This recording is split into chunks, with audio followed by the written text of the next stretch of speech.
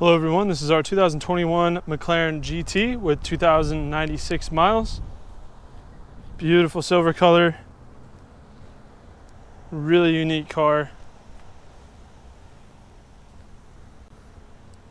Absolutely gorgeous, very well taken care of. Car does have PPF and is ceramic coated.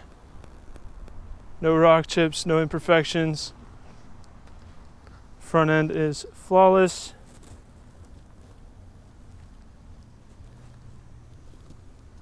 Front driver's side fender.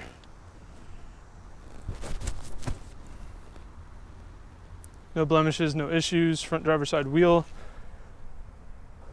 Looks great, no rash, no chips, nothing like that. Driver's side mirror. Excuse me, no flaws there. Driver door.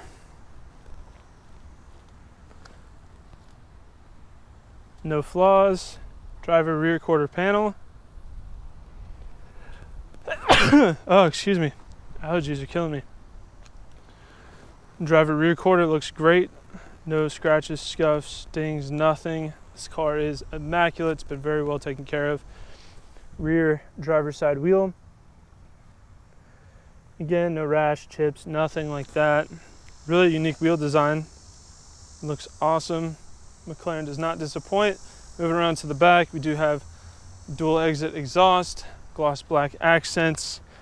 I love that signature mesh look that McLaren includes around the top end of the back, around the taillights. Looks super aggressive. The unique exhaust design here. McLaren just really loves their perforation, and I think that gives the car a really unique, aggressive look. Especially true with the GT. And it is kind of a sportback design as well, so this entire back end here and all that glass is one piece and will lift up, giving you a pretty decent amount of storage. It's not super deep, but it does go back pretty far, so there are a lot of things that you can fit in there as long as there's a slim profile. Passenger rear quarter panel. No issues there. No chips, scratches, or anything. Looks awesome. Rear passenger wheel. No scuffs, chips, scratches, nothing. Again, just immaculate. This car is flawless. Passenger door panel. Again, no marks. Passenger mirror. Not a single rock chip. Very impressive, especially with a low profile car like this. Typically these cars beg for rock chips, but this one has none. Front passenger fender looks exceptional, and the front passenger wheel is also without defect. Typically, I would walk around the vehicle from a 1 foot distance to give you a better big picture idea of the overall condition of the vehicle.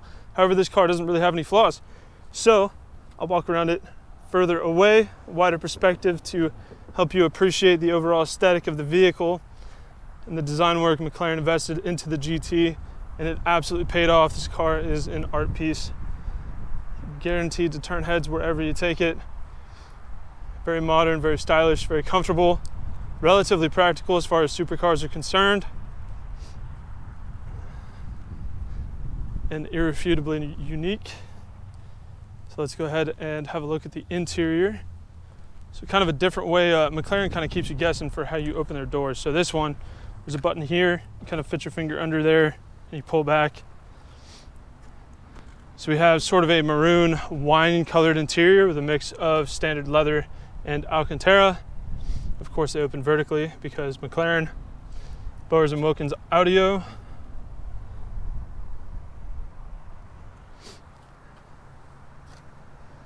Gorgeous interior. Love the black and the maroon.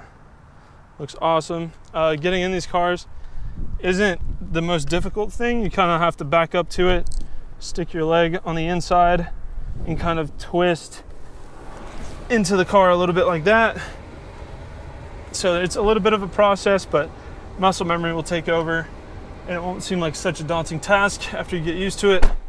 It's really not that bad. There are plenty of Lamborghinis that are a lot worse. Lotus especially, Lotus is terrible. Push button start, fires right up. No warning lights, no issues.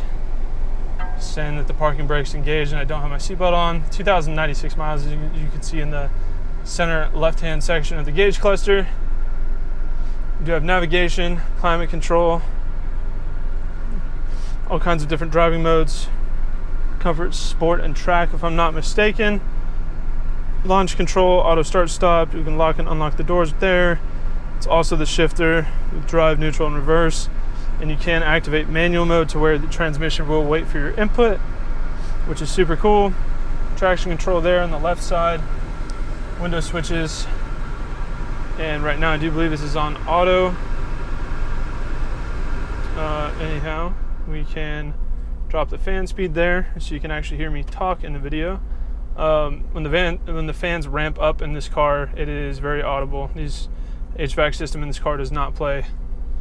I love the paddle shifters in this car, not just for the tactile feel, because they do fit around the hand very nicely, but the aesthetic as well. I think they actually put some work into the visuals for these paddle shifters. They look super aggressive and really cool. So we've got lights and signals there. If I'm not mistaken, this is gauge cluster options. Yes, you have nav, Bluetooth, vehicle info, trip settings, etc. With this, you control the gauge cluster options. You got the wipers, front lift and cruise here. Front lift is so important to have on these cars because the fronts are so low. And if you live in Oklahoma like I do, that is a very scary thing to deal with. So we do have glass panels on top of the doors. They are heavily tinted so the sun won't kill you. Auto dimming rearview mirror. Pretty standard stuff, leather dash. And everything is in excellent condition. You know, passenger seat, door panel, dash, everything looks brand new. They are power adjustable memory seats. And there's the cargo area back there. Like I said, the entire back hatch will lift open like a Sportback, and it also has storage in the front area as well. Given this, you don't really have access to the engine bay or anything like that. It's all kind of tucked away. It's not like the 720 or 570 or any of those other models where the engine is just right there and it has a glass cutout, you can see it. This one is tucked away under the rear cargo compartment and is kind of just in there, sort of like a 911 would be. Or I'm sorry, not like a 911 would be, but more like a Cayman, I guess. How it has cargo there instead of the engine servicing department. So it does run and drive great. It's a fantastic car, tons of torque, twin turbo V8, 4-liter, 7-speed dual clutch transmission. It's an absolute beast of a car, makes tons of power, but I think they did a really good job making this more of a touring car. It definitely gives me a more luxury kind of comfort feel as far as McLaren goes. If you're comparing it to, the 675 or the 720, this is definitely the touring version of that. So if you like these cars and you feel like they just beat you up too much, this might be the car for you because it definitely tones it down a little bit and makes it a little more daily driver or road trip friendly. Given that, I still think it's just as capable on the track and is an absolute performance monster as all McLarens hold up to be. So that is our 2021 McLaren GT. If you have any further questions, please feel free to check out this car on our website at exoticmotorsportsok.com. Thank you for watching.